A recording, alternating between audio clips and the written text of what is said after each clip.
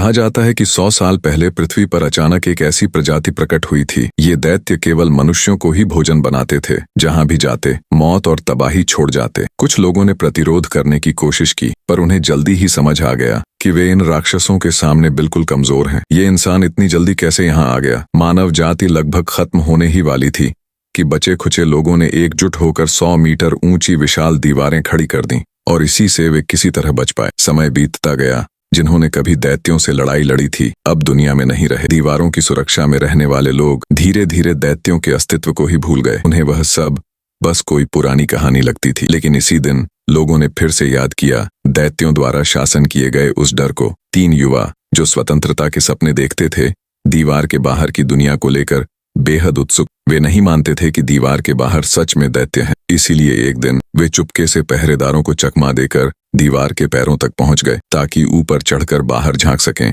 पर वे चढ़ना शुरू करते उससे पहले ही पहरेदारों ने उन्हें पकड़ लिया। दीवार के पास जाना सख्त मना था। इसकी सजा मौत भी हो सकती थी। पर तभी जमीन जोर से हिलने लगी। दीवारें भी थर थर कांप रही थीं।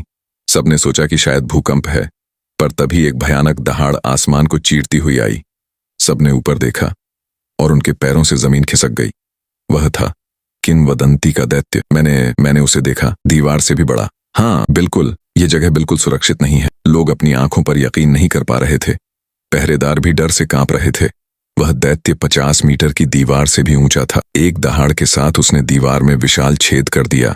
भारी चट्टानें उछलकर घरों को तबाह कर रही थीं। पहरेदारों ने तोपें तैयार की, पर उससे पहले ही वह दैत्य धुएं में गायब हो गया। लेकिन असली खतरा अब आया। दीवार में बने छेद से अनगिनत साधारण दैत्य भूखे जानवरों की तरह शहर में घुसने लगे। पहरेदार गोलियां चला रहे थे, पर दैत्य मर ही नहीं रहे थे। जैसे ही उन्हें चोट लगती, उनके घाव तुरंत भर जाते। तोपों के दोबारा तैयार होने से पहले ही दैत्य उनके बिल्कुल सामने आ पहुंचे, और शहर के निर्दोष लोग अपने विनाश से सामना करने लगे।